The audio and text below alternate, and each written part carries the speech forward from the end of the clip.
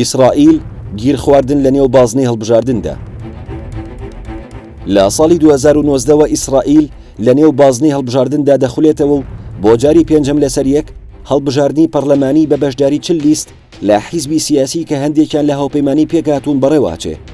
ئەوەش بۆ دەربازبوون لەو دۆخە چەقبەستوویی کە وڵاتی تێکەوتووە.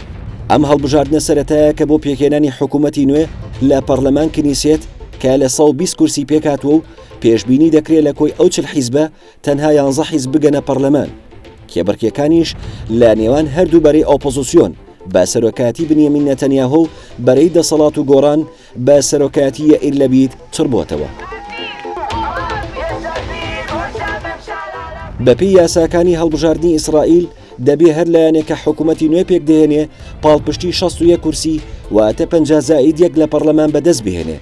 هەروەها دەبێت لە ماوەی 28 ڕۆژدا لە دوای ڕاگەیاندنی ئەنجامی هەڵبژاردنەکانەوە حیزبی براوە کابینەی حکوومەت لە نێو پەرلەماندا پێشکەش بکە. هەڵبژاردنە پەرلەمانیەکەی ئەم جارە 685 ملیۆن دۆلاری تێچێ لەسەر ئابووری بودجەی گشتی ئیسرائیل کە دابەش دەبێت بەم شێوەیە.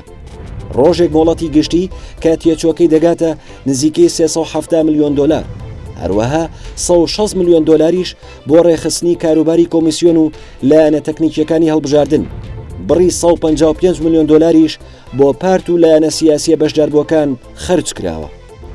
بەپێی داتاکانی کۆمیسیۆنی هەڵبژاردننی ئیسرائیل 6 ملیۆن و 600 هزار دەنگدەر بەهێزە چەکدارەکان و ئەندامانی نوێنەرایەتە دیبلۆماسیەکانەوە مافی بەشداریان هەیە لە پرۆسەی دەنگداندا کە لە نێویشاندا 196 هزار دەنگدەر بۆ یەکەم جار بەشداریەکەن.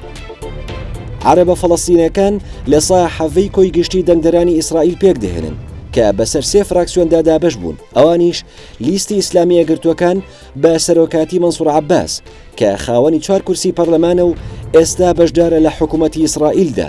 هەروەها حیزبی گردبوونەوەی نیشتیمانی دیموکراتی بە سەرۆکاتی سامی ئەبوشەحادە کە بە تەکلایەنانە بەشداری هەڵبژاردن دەکا.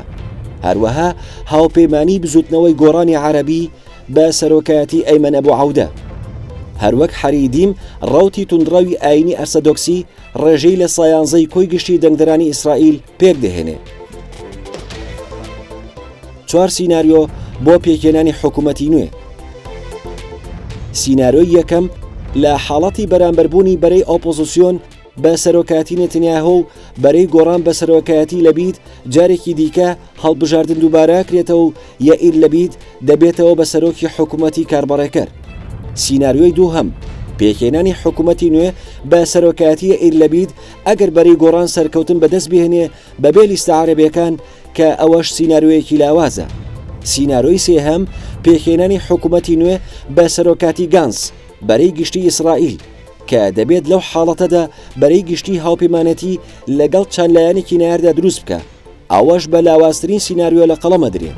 سیناریۆی چوارهەم پێکهێنانی حکوومەتی نوێ بە هاوپەیمانەتی لە نێوان گانس و نیتنیاهۆدا لەژێر پاساوی ڕزگارکردنی ئیسرائیل لەو قەیرانە سیاسی کە تێکەوتووە کە پێچێک گانس سەرۆکایەتی حکوومەت بکە یان سەرۆکایەتی حکوومەت بە ماوەی زەمانی دابەش بکرێ لە نێوانیاندا.